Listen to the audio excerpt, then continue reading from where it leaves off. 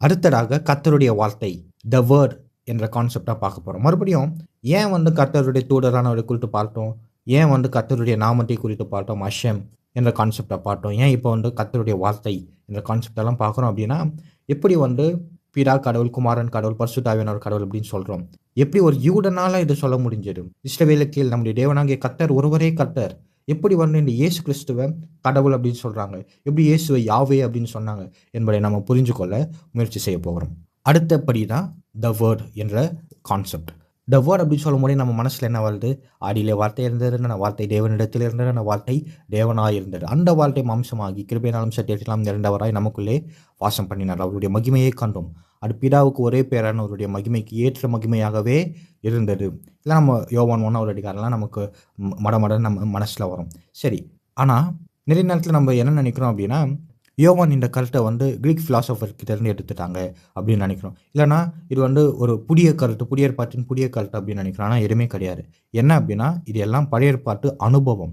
வார்த்தை, the word என்பது கிரேக்க தத்துவமோ புதிய கண்டுபிடிப்போ அல்ல. யோவான் இதை பழைய ஏற்பாட்டில் தேவன் தம்மை வெளிப்படுத்திய விதத்திலிருந்தே பெற்றார். வார்த்தை என்பது வெறும் சட்டம் அல்ல, அது ஒரு நபர். ரொம்ப ஆச்சரியமா இருக்கும். பார்க்கலாம். ஆதியாகமம் 15வது அதிகாரத்தில் இப்படியாக வாசிக்கிறோம். ஆதியாகமம் 15:1. இந்த காரியங்கள் நடந்த பின்பு கர்த்தருடைய வார்த்தை ஆபிரகாமுக்கு தரிசனத்திலே உண்டாக்கி. இப்போ ஒரு முக்கியமான கருத்து என்ன அப்படின்னா, தரிசனம் அப்படின்னா பார்ப்பதற்கான ஒன்று. Something you see. தரிசனம்னா அது ஏதோ காத்துல கேட்கிற சட்டம் கிடையாது. மூளைக்குள் குரலோ அல்லது மாயையோ அல்ல. அது கண்களை திறந்து பார்க்கக்கூடிய ஒரு நிஜமான காட்சி அல்லது நபரின் பௌதீக வெளிப்பாடு, பிசிக்கல் அப்பியரன்ஸ். என்ன சொல்ல வர? தரிசனம், விஷன் அப்படின்னா என்னது? பார்க்கக்கூடிய ஒன்று, ஏதோ குரல் கிடையாது. இப்போ நம்ம நிறைய நேரத்தில் கர்த்தருடைய வார்த்தை அப்படின்னா நம்ம தமிழ்நாட்டில் இருக்கிறோம், இப்போ இந்தியாவில் இருக்கிற போது அது ஏதோ சவுண்டு, சத்தம் அப்படின்னு நினைக்கிறோம். ஆனால் இங்கே பார்க்குறோம், கர்த்தருடைய வார்த்தை எனக்கு தரிசனத்திலே உண்டாகி அவர், ஆபிராமே நீ பயப்படாதே. 2வது வசனத்தில் அதற்கு ஆபிராம், கர்த்தராகிய ஆண்டவரே. அப்போ இங்கே ரொம்ப நோட் பண்ண வேண்டிய விஷயம் என்னது? த வேர்ட் ஆஃப் யாவே, த பார் யாவே. கர்த்தருடைய வார்த்தையை ஆபிரகாம் என்னன்னு சொல்றாரு, என்னென்ன அட்ரஸ் பண்றாரு? கர்த்தருடைய வார்த்தையை கர்த்தராகிய ஆண்டவரை யாவே அப்படின்னு ஆபிரகாம் அழைக்கிறார். இதுவே கொஞ்சம் ஆச்சரியமா இருக்கு. கர்த்தருடைய வார்த்தையை என்னன்னு சொல்றாரு? யாவே அப்படின்னு அழைக்கிறாரு. அது காணக்கூடிய ஒருவரை யாவே என்று அழைக்கிறார். அதை காட்டிலும் ஒரு ஆச்சரியம். 4வது வசனம் இப்படியாக சொல்கிறது, அப்பொழுது கர்த்தருடைய வார்த்தை அவனுக்கு உண்டாகி, இவன் உனக்கு சுதந்திரவாளி அல்ல. எல்லாம் சொல்ல, எலியேசருடைய குமாரன் உனக்கு சுதந்திரவாளி அல்ல எல்லாம் சொல்றாரு. 5வது வசனம் இப்படியாக வாசிக்கிறோம், அவர் அவனை வெளியே அழைத்து. யாரு?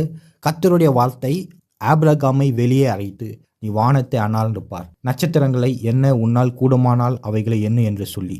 என்ன நடக்குறீங்க? கர்த்தருடைய வார்த்தை ஆபிரகாமை வெளியே அழைத்து. அப்போ ரொம்ப இங்க தெளிவா கர்த்தருடைய வார்த்தை ஆபிரகாமுக்கு தரிசனமாக வந்தது. வார்த்தை என்பது இங்கே காற்றில் கேட்கும் சட்டம் அல்ல, கண்ணால் காணப்பட்ட ஒரு வெளிப்பாடு. அப்போ 2 விஷயத்த பார்க்குறோம். ரொம்ப கம்மியா ரொம்ப தெளிவா என்ன சொல்லலாம்? கர்த்தருடைய வார்த்தை ஆபிரகாமுக்கு தரிசனத்திலே உண்டாகி, இப்போ காண்கிற ஒன்று என்று சொல்லலாம். ஆபிரகாம் கர்த்தருடைய வார்த்தை என்னன்னு சொல்றாரு? யாவேன்னு சொல்றாரு, கர்த்தராகிய ஆண்டவரே. அடுத்த ஒரு ஆச்சரியம் என்ன அப்படின்னா, 4வது வசனத்துல கர்த்தருடைய வார்த்தை அவனுக்கு உண்டாகி, 5வது வசனத்துல கர்த்தருடைய வார்த்தை அவனை வெளியே அழைத்து, ஆபிரகாமை வெளியே அழைத்து கொண்டு போ. ரொம்ப கம்மியா சொல்ல போனா கூட பார்க்கக்கூடிய ஒரு யாவே அப்படின்னு நம்ம சொல்லலாம். ஆபிரகாமுக்கு தரிசனமானார், பார்த்தார் அப்படின்னாச்சு நம்ம சொல்லலாம். அடுத்ததாக சாமுவேல் என்றும் பிள்ளையாண்டான் அந்த கதையை பார்க்க போறோம். எல்லாருக்கும் சந்தோஷமா இருக்கும். நம்ம சின்ன வயசுல இருந்து கேட்கிற சாமுவேல் என்றும் பிள்ளையாண்டான். சாமுவேல் என்னும் பிள்ளையாண்டான். 1 சாமுவேல் 3வது அதிகாரம் 1வது வசனம். சாமுவேல் என்னும் பிள்ளையாண்டான் ஏலிக்கு முன்பாக கர்த்தருக்கு பணிவிடை செய்து கொண்டிருந்தான். அந்நாட்களிலே கர்த்தருடைய வசனம் அபூர்வமாய் இருந்தது, பிரத்யட்சமான தரிசனம் இருந்ததில்லை. நிறைய நேரத்தில் இதை நம்ம கேட்கும் போது என்ன நினைக்கிறோம்? கர்த்தருடைய வசனம் அபூர்வமாய் இருந்தது அப்படின்னா யார்கிட்டயும் பைபிள் இல்லை அப்படின்னு நினைக்கிறோம். அப்படி கிடையாது. என்ன சொல்றீங்க? கர்த்தருடைய வசனம் அபூர்வமாய் இருந்தது. கர்த்தருடைய வசனம் இல்லை என்பதின் அர்த்தம் என்ன அப்படின்னா, பைபிள் பிரதிகள் இல்லை என்பதோ, மக்கள் குரலை கேட்கவில்லை என்பதோ அல்ல. மாறாக யாவே தேவனின் பௌதீக வெளிப்பாடுகள், பிசிக்கல் அப்பியரன்ஸ், விஷன்ஸ் அந்த நாட்களில் இல்லை என்பதே இதன் அர்த்தம். எப்படி சொல்றேன்? கர்த்தருடைய வசனம் அபூர்வமாய் இருந்தது. அடுத்ததே என்ன சொல்றாங்க? பிரத்யட்சமான தரிசனம் இருந்ததில்லை. கர்த்தருடைய வசனம் அபூர்வமாய் இருந்தது, ரேரா இருந்தது. பிரத்யட்சமான தரிசனம் இருந்ததில்லை அப்படின்னு ரொம்ப தெளிவாக நம்ம பார்க்குறோம். அப்போ கர்த்தருடைய வசனம் அபூர்வமாக இருந்ததுன்னா தரிசனம் இல்லை என்பதை நம்ம பார்க்குறோம். 4வது வசனத்திலிருந்து நம்ம வாசிக்கிறோம், அப்பொழுது கர்த்தர் சாமுவேலை கூப்பிட்டார். 7வது வசனத்தில் எப்படியாக வாசிக்கிறோம், சாமுவேல் கர்த்தரை இன்னும் அறியாது இருந்தான், கர்த்தருடைய வார்த்தை அவனுக்கு இன்னும் வெளிப்படவில்லை. என்ன சொல்றாரு? சாமுவேலுக்கு குரல் கேட்டது, சாமுவேலுக்கு கர்த்தரின் குரல் கேட்டது. ஆனால் அவர் ஏலி பேசுகிறதாகவே நினைத்தார். ஏனெனில் கர்த்தருடைய வார்த்தை இன்னும் அவனுக்கு வெளிப்படவோ அல்லது காணப்படவோ இல்லை. வார்த்தை இன்னும் ஒரு நபராக சாமுவேல் முன் வந்து நிற்கவில்லை. 3வது விசை கூப்பிடுறாரு. அப்புறம் ஏலி சொல்றாங்க, நீ போய் படுத்துக்கொள், உன்னை கூப்பிட்டால் அப்பொழுது நீ கர்த்தாவே சொல்லும், அடியேன் கேட்கிறேன் என்று சொல் என்றார். அடுத்த வசனம் வாசிக்க போறோம். அப்பொழுது கர்த்தர் வந்து நின்று முன்போல் சாமுவேலே சாமுவேலே என்று கூப்பிட்டார். வாவ், என்ன நடக்குதுங்க? யாவே தேவன் வந்து நின்று அப்படின்னு நம்ம வாசிக்கிறோம். கர்த்தர் சாமுவேலின் தலைக்குள் ஒரு குரலாக மிரக்கவில்லை, அவர் பௌதிகமாக வந்து நின்றார். The Lord came and stood. இது காணக்கூடிய தேவனின் மனித உருவகத்தை குறிக்கிறது. Divine embodiment. ஆபிரகாமுக்கு கர்த்தருடைய வார்த்தை உண்டானவிட ரொம்ப கம்மியாகவே நம்ம என்ன சொல்லலாம், ஏதோ பார்க்கக்கூடிய காணக்கூடிய ஒன்று அப்படின்னு நம்ம சொல்லலாம். இந்த இடத்துல கர்த்தர் வந்து நின்று, கர்த்தருடைய வார்த்தையே ஆபிரகாம் யாவேன்னு சொன்னார். இந்த இடத்துல கர்த்தருடைய வார்த்தை அபூர்வமாக இருந்தார் அப்படின்னு சொல்லிட்டு யாவே தேவனை குறித்து யாவே வந்து நின்றார் என்பதை நம்ம பார்க்கிறோம். இன்னும் முடியல. 19வது வசனம் இப்படியாக சொல்கிறது, சாமுவேல் வளர்ந்தான், கர்த்தர் அவனோட கூட இருந்தார். 21வது வசனம் இப்படியாக சொல்கிறது, கர்த்தர் பின்னும் சீலோவிலே தரிசனம் தந்தருளினார். கர்த்தர் சீலோவிலே தம்முடைய வார்த்தையினாலே சாமுவேலுக்கு தம்மை வெளிப்படுத்தினார். என்ன சொல்றது?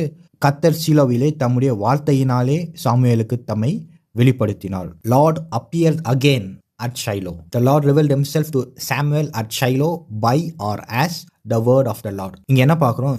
சாமுவேலுக்கு யாவே தேவன் சீலோவிலே தரிசனமானார், காணப்பட்டார். appeared again, காணப்பட்டார். மாற்றம் இல்ல. எப்படி யாவே தேவன் தம்மை சாமுவேலுக்கு வெளிப்படுத்தினார்? The word of the Lord, டபார் யாவே. பழைய ஏற்பாடு தேவனுடைய வார்த்தை, வேர்ட் ஆஃப் காட் என்பதை தேவனாகவும் கண்ணுக்கு தெரியும் ஒரு நபராக தெளிவாக காண்பிக்கிறது. என்ன சொல்ல வரேன்? கர்த்தருடைய வார்த்தை என்பதை தேவனாகவும் கண்ணுக்கு தெரியும் ஒரு நபராகவும் தெளிவாக காண்பிக்கிறது. காணக்கூடிய ஒரு நபர் கடவுள் என்பது புதிய ஏற்பாட்டு கண்டுபிடிப்பு கிடையாது. பழைய ஏற்பாட்டிலேயே காணக்கூடிய ஒரு நபர் கர்த்தருடைய வார்த்தை, தேவனுடைய வார்த்தை. இன்னொரு உதாரணம் பார்க்க போறோம். காணக்கூடிய ஒரு நபர் கடவுள் என்பதை எரேமியா 1வது அதிகாரத்தில் எப்படியாக வாசிக்கிறோம்? கர்த்தருடைய வார்த்தை எனக்கு உண்டாகி, கர்த்தருடைய வார்த்தை எனக்கு உண்டாகி, நான் உன்னை தாயின் வயிற்றில் உருவாக முன்னே உன்னை அறிந்தேன். இங்க யார் சொல்றது? கர்த்தருடைய வார்த்தை எனக்கு உண்டாகி. 6வது வசனத்துல எரேமியா என்ன சொல்றாரு? அப்பொழுது நான் கர்த்தராகிய ஆண்டவரே. கர்த்தருடைய வார்த்தை என்ன சொல்றாரு? கர்த்தராகிய ஆண்டவரே. எரேமியா கர்த்தருடைய வார்த்தை யாவே என்று அழைக்கிறார். இதோ நான் பேச அறியேன், சிறு பிள்ளையாய் இருக்கிறேன் என்றார். 7வது வசனத்தில் எப்படியாக வாசிக்கிறோம்? ஆனாலும் கர்த்தர் நான் சிறு பிள்ளை என்று நீ சொல்லாதே. இந்த இடத்துல கர்த்தர் பேசுகிறார், கர்த்தர் சொல்கிறார். ஆனாலும் கர்த்தர் நான் சிறு பிள்ளை என்று நீ சொல்லாதே. 9வது வசனம் இப்படியாக சொல், கர்த்தர் தமது கரத்தை நீட்டி என் வாயை தொட்டு. கர்த்தர் என்ன பண்றாரு? யாவே தேவன் என்ன பண்றாரு? தமது கரத்தை நீட்டி என் வாயை தொட்டு. ஒரு குரலோ அல்லது சத்தமோ கரத்தை நீட்டி தொட முடியாது. நிச்சயமாக தேவனுடைய வார்த்தையாகிய கர்த்தர் தனது கரத்தை நீட்டி தொடுகிறார். இது கண்ணுக்கு புலனாகும் மாம்ச வெளிப்பாடு என்பதற்கு பழைய ஏற்பாட்டின் மிக சிறந்த சான்று. இந்த இடத்துல நம்ம என்ன பார்க்குறோம்? Divine embodiment. ஒரு காணக்கூடிய தெய்வம், மாம்சமான ஒரு நபர். இது வரைக்கும் பார்த்ததை நம்ம ஒரு அட்டவணை மாதிரி பார்க்கலாம். பழைய ஏற்பாட்டில் காணக்கூடிய வார்த்தை ஆபிரகாம் பார்க்கும்போது ரொம்ப கம்மியாக நம்ம சொல்லலாம்னா, ஆபிரகாம் தரிசனத்தில் கண்டார், கண்களால் பார்த்தார் அப்படி சொல்லலாம். வெளியே அழைத்து கொண்டும் சென்றது. சாமுவேல் இடத்துல வந்து நின்றது, வார்த்தை வெளிப்பட்டது, வந்து நின்றது.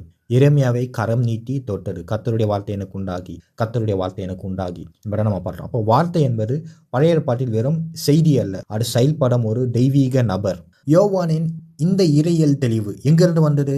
பழைய ஏற்பாட்டில் தேவன் மனித உருவில் காணக்கூடிய வார்த்தையாக வந்து நின்றதையும் தொட்டதையும் அவர்கள் அறிந்திருந்தார்கள். புதிய ஏற்பாட்டு எழுத்தாளர்கள் இயேசுவை மாம்சமான வார்த்தை, வார்த்தை மாம்சமாகி என்று சொன்னபோது அது ஒரு புதிய கண்டுபிடிப்பு அல்ல. இயேசு அந்த பழைய ஏற்பாட்டு வார்த்தையின் முழுமையான வெளிப்பாடு.